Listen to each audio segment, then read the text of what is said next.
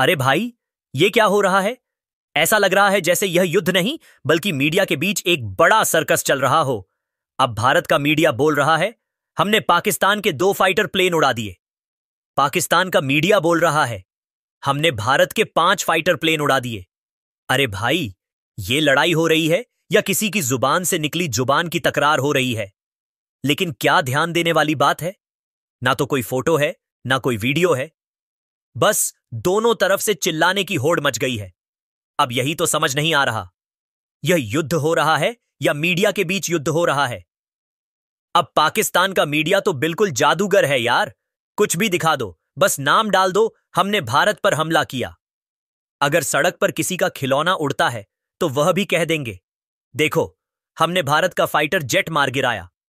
और भारत का मीडिया भी कहता है, हमने सब कुछ किया लेकिन फोटो नहीं दिखा सकते। और फिर अगले ही पल हमने पाकिस्तान को चित्त कर दिया।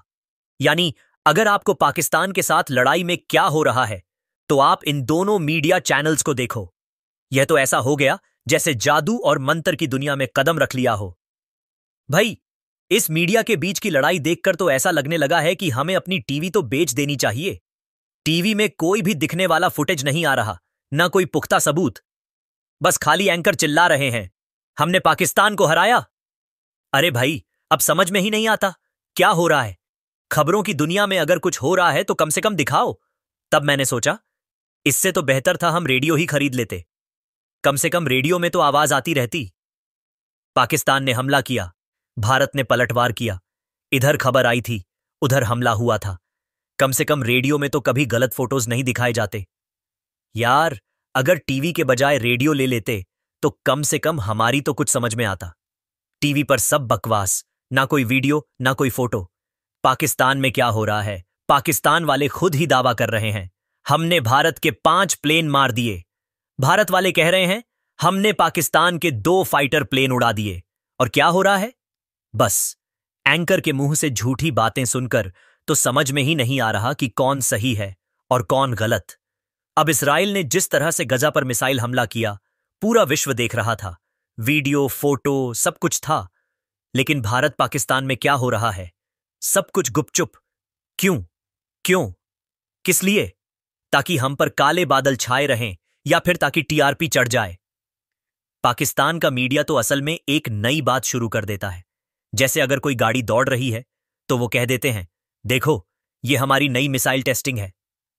अब भाई, ये क्या हो रहा है? कोई फाइटर प्लेन या पायलट के बारे में बता नहीं रहा।